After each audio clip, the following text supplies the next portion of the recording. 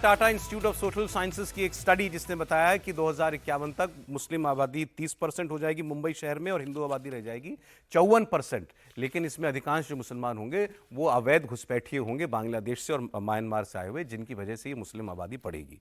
महाराष्ट्र के चुनाव में वोट जिहाद की बड़ी बात की बीजेपी ने कि मुसलमानों ने हमारे खिलाफ लोकसभा चुनाव में जिहाद किया, मतलब वोट ऐसे डाला कि बस इनको हराना है, इनको हटाना है, बाहर निकलकर बड़ी से बड़ी तादाद में, और टारगेटेड वोट बीजेपी के उम्मीदवार के खिलाफ किया। अब कल भी हमने इस पर चर्चा की थी और हमने आपको एक मीटिंग की तस्वीर भी दिखाई थी जिसमें यही बात हो रही है मुस्लिम ग्रुप्स के बीच में बैठ करके कि भाई हमको महाविकास आघाड़ी को वोट करना है। तो ये हुआ था कि भाई सबका अधिकार है, कॉल देने का भी अधिकार है कि आप इसको वोट करो, इसको वोट ना करो, ये तो उनका राइट है, इसमें आप कुछ कर नहीं सकते। लेकिन इसमें कुछ आगे और डेवलपमेंट है, वो मैं आपको बताता हूं। एक बड़ी संस्था है, मुस्लिम बॉडी है, ऑल इंडिया उलेमा बोर्ड।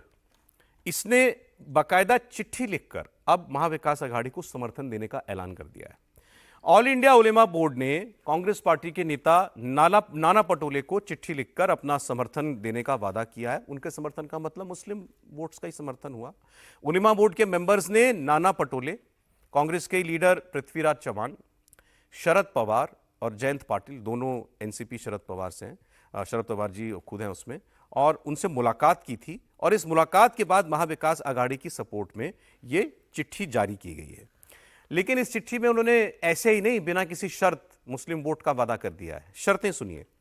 इस चिट्ठी में उलेमा बोर्ड की तरफ से महाविकास आघाड़ी की सरकार बनने पर दंगों के आरोप में गिरफ्तार मुस्लिम नौजवानों की रिहाई, भड़काऊ बयान देने वाले मौलाना सलमान अजहरी को छोड़ना, इमाम और मौलानाओं की तनख्वाह 15,000 रुपए महीना करना, वक्फ बिल को वापस लेना, मुस्लिम आरक्षण की बात कहना, मुसलमानों को आरक्षण देना अगर सरकार बनती है, और आरएसएस पर प्रतिबंध लगाना। ऐसी 17 मांगे हैं। अब इनमें से कितनी तो वो सरकार में आ जाएंगे तो उनके इख्तियार में भी है कि वो उस पर कदम उठा सके, यह अलग बात है। लेकिन ये मांगे हैं, आरएसएस पर बैन लगाओ, मुसलमानों को आरक्षण दो, वक्फ बिल को वापस लो, मौलानाओं को 15,000 रुपए तनख्वाह दो, दंगों के आरोपियों को छोड़ो। नाना पटोले ने उलेमा बोर्ड को चिट्ठी लिखकर वादा किया है कि महाविकास आघाड़ी की सरकार बनी तो मुसलमानों की ये मांगे पूरी होंगी। ऑल इंडिया उलेमा बोर्ड महाराष्ट्र के चेयरमैन नायब अंसारी ने यह कहा है कि कांग्रेस और शरद पवार की पार्टी ने उन्हें जुबान दी है कि वो उनकी मांगों को पूरा करेंगे, इसलिए महाराष्ट्र के मुसलमान महाविकास आघाड़ी को अब पूरा समर्थन दे रहे हैं। अब ये ऑफिशियल हो गया है, आधिकारिक हो गया है। तो ये मैंने आपको, जिनका जिक्र मैंने आपके सामने किया, ऑल इंडिया उलेमा बोर्ड महाराष्ट्र के चेयरमैन नायब अंसारी, इनकी बात आपको सुना रहा हूं। बीजेपी की तरफ से स्मृति ईरानी ने इस पर हमला बोला है, और समाजवादी पार्टी के सांसद हैं अबू आजमी, वो इसके पक्ष में आ गए खुलकर। तीनों की बातें सुनिए। महाराष्ट्र प्रदेश कांग्रेस कमेटी के रियासती सदर नाना पटोले, पृथ्वीराज चौहान, साबिक वजीर आला और दीगर सीनियर कायदीन के साथ हमारे रियासती सदर और जनरल सेक्रेटरी की रास्त मुलाकात हुई थी बंबई में, और उसमें तफसीली गुफ्तगू के बाद उन्होंने हमें मकतूब दिया है और हम इस यकीन के साथ आगे बढ़ रहे हैं कि उन पर वो जरूर तवज्जो देंगे। के साथ साथ हमें राष्ट्रवादी कांग्रेस पार्टी शरद पवार की जानिब से भी एक तहरीरी मकतूब इसी तरह का हमें मिला है कि कांग्रेस पार्टी चुनाव में लुभाने के लिए, वोट पाने के लिए बोलती है झूठ, सत्ता में आने के बाद करती है लूट और देश में डालती है फूट। जो आह्वान कर रहे हैं वोट जिहाद का महाराष्ट्र में, उनको समझना होगा कि महाराष्ट्र की जनता विकास के ठोस मुद्दों पर न सिर्फ चर्चा चाहती है, बल्कि चाहती है कि विकास के ठोस मुद्दों पर ही काम हो। नरेंद्र मोदी का 10 साल का अगर आप प्राइम मिनिस्टर के नाते रिकॉर्ड देखें तो उन्होंने जब कोई पक्की सड़क बनाई तो उसको किसी समुदाय विशेष, किसी धर्म विशेष को समर्पित नहीं किया। लोग समाज को बांटने की अलग अलग व्यवस्थाएं कर रहे हैं, वो मात्र वोट की फिराक में है, विकास की फिराक में नहीं। जो 2014 के पहले किसी लड़की का बुर्का उतारने की बात हो रही थी क्या देश में?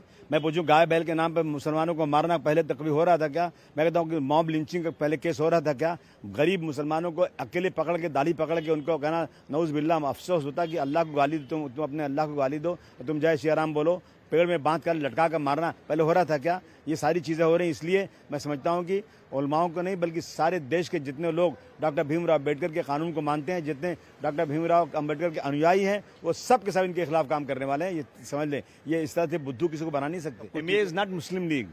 MBA नहीं कोई मुसलमानों की अलग पार्टी है।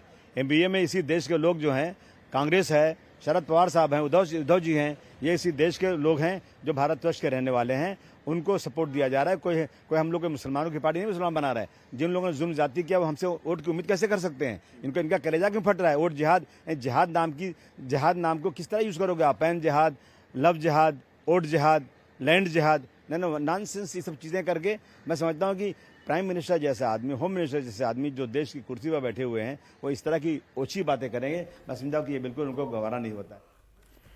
मैं तो इनकी बात पर बात करना चाहता हूं। उन्होंने कहा कलेजा क्यों फट रहा है बीजेपी का, मुसलमान क्यों वोट करे बीजेपी को, और फिर कह रहे हो जिहाद हो रहा है, जिहाद हो रहा है।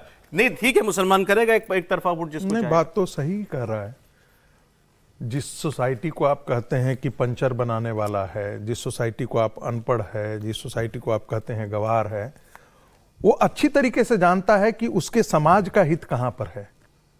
वो पूरी तरीके से जानता है, उसको पता है कि उसे क्या करना है। हिंदू समाज के रहनुमाओं और नेताओं को पता नहीं है कि उनको क्या करना है, और मैं ये खुल करके बोल रहा हूं।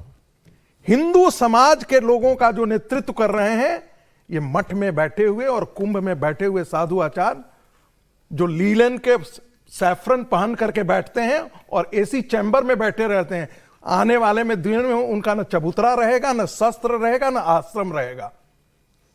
ये जो बैठ करके 1-1 लाख लोगों की कथाओं में जाते हैं और पैसे उगाते हैं, मैं उन साधु संतों से आप चाह रहे हैं मौलानाओं की तरह साधु संत भी अपील जारी करें, बीजेपी को वोट करें? अपील नहीं, यदि उनमें थोड़ा सा लज्जा बचा है और थोड़ी सी शर्म बची है, थोड़ी सी संवेदना बची है इस हिंदू समाज के खतरे को देखते हुए, थोड़ी सी भी यदि संवेदना उनमें बची हुए, तो महाकुंभ से निकलो बाहर।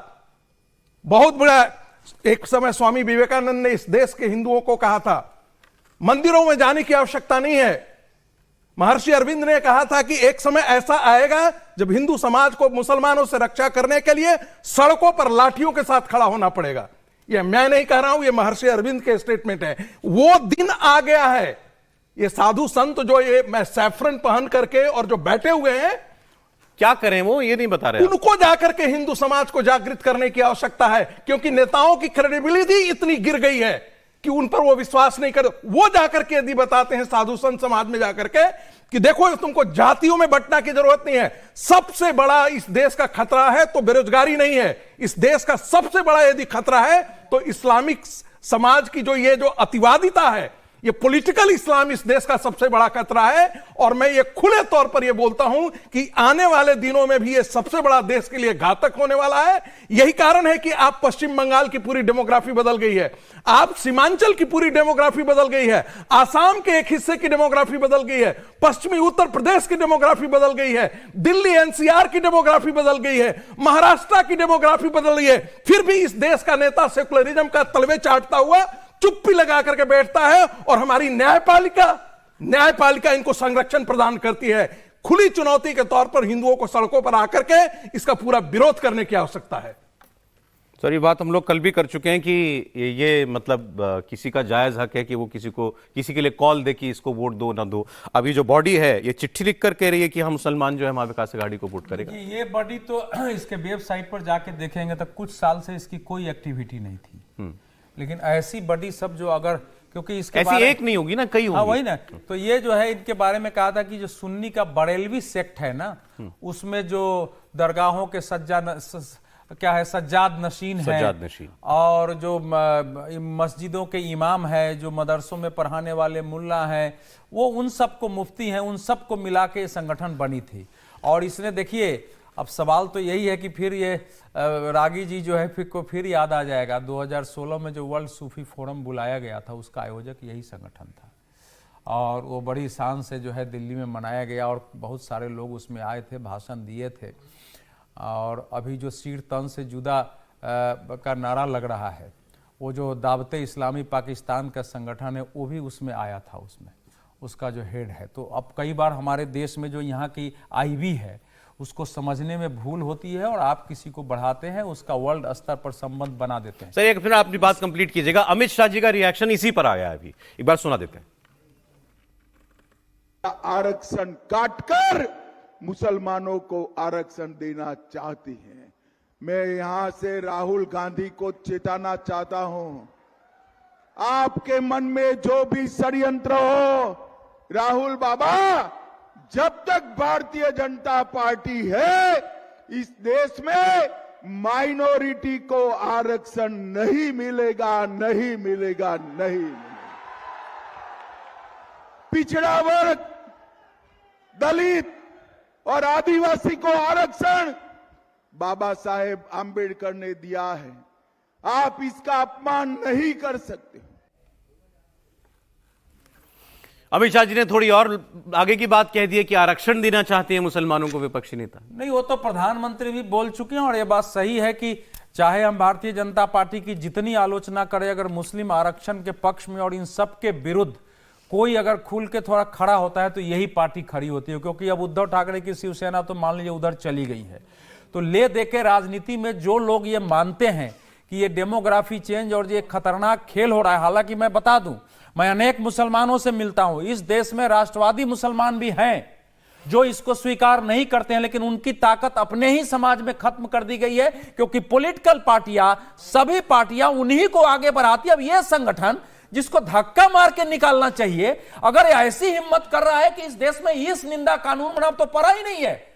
उसमें कहना है कि पैगंबर साहब पर बोलने वालों को बैन लगाने के लिए कानून, हम लोग पैगंबर साहब का सम्मान करेंगे, लेकिन हमारे देश में इस निंदा कानून नहीं हो सकता है। कोई विष्णु भगवान को, शंकराचार्य को गाली देता है, हम कहां चिट्ठी लिख दी गई है विपक्ष की तरफ से, हम आपको आपकी मांगे मानेंगे।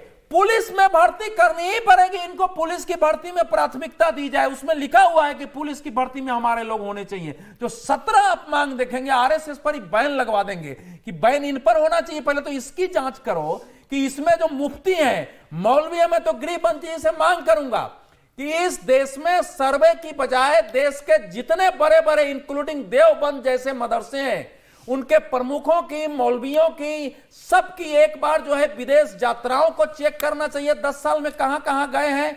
ये जब कुर्बानी होती है तो सारे पश्चिम बंगाल क्यों जाके बैठे रहते हैं, उसकी जांच होनी चाहिए। इनकी संपत्ति इतनी कैसे बढ़ी है, कहां कहां है, यही मेन है। अगर तो ये मुद्दा बने चुनाव में, तो चीजें हो जाएंगी। मुद्दा बने चुनाव में, तो बीजेपी बनाएगी ना चुनाव में। सवाल है कि पार्टी वो है जो शिवसेना है, वो बनाएगी ना। समीर जी। सर, लोकसभा चुनाव को ज्यादा समय नहीं हुआ है। कांग्रेस का घोषणा पत्र क्या था? प्रधानमंत्री मोदी को कहना पड़ा था ना कि मुस्लिम लीग का घोषणा पत्र है। घोषणा पत्र में कांग्रेस जिस तरीके से मुस्लिम तुष्टीकरण की कोशिश की थी, तो जो तय था कि महाविकास अघाड़ी को तो समर्थन मिलने ही वाला है मुस्लिम कम्युनिटी का। अगर वो ये नहीं भी लिख के देते कि हम आपकी शर्त मांगेंगे, तब भी मुसलमानों के पास रास्ता क्या है? उन्हें तो पता है कि जो भारतीय जनता पार्टी को हरा सकता है उनको हमें समर्थन देना है। मुसलमानों की मांगों का समर्थन करना मुस्लिम लीग हो गया। सर, घोषणा पत्र कैसा था लोकसभा चुनाव में? उसका मैं पूरा जिक्र करूं कि कैसा घोषणा कर रहे थे कि मुसलमानों की जो बातें से मांगी जाएगी, मुसलमानों को आरक्षण दिया जाएगा, मुसलमानों के लिए अलग से फंड बनाया जाएगा। इस तरह की घोषणा अगर कांग्रेस अपने घोषणा पत्र में अगर करती है लोकसभा चुनाव में, तो ये मुस्लिम लीग का घोषणा पत्र माना ही जाएगा। और जिस तरीके से नाना पटोले बैठक ले रहे हैं, जिस तरीके से राष्ट्रवादी कांग्रेस पार्टी के शरद पवार बैठक ले रहे हैं, जिस तरीके से जितेन आवाड़ बैठक ले रहे हैं, मुसलमानों से कह रहे हैं कि एक बार सत्ता में आने दो, आपको चिंता करने की जरूरत नहीं है। जो वोट देगा उसका काम तो करना पड़ेगा ना, सिंपल है सर। अवैध घुसपैठियोयों को आप नागरिकता बना देंगे, फैक्ट है, हो रहा है। अवैध घुसपैठियों को आप सारी सुविधाएं दोगे। तो मुझे लग रहा है कि देश की सुरक्षा से, और अभी अबू आसमी कह रहे थे कि भारतीय जनता पार्टी का कलेजा क्यों फट रहा है। भारतीय जनता पार्टी का कलेजा नहीं फटा सर, भारत माता का कलेजा फट रहा है। इस तरीके से घुसपैठी आकर जो बैठ गए हैं, विजय जी की बात माता के ऊपर बोझ बन के बैठे हैं।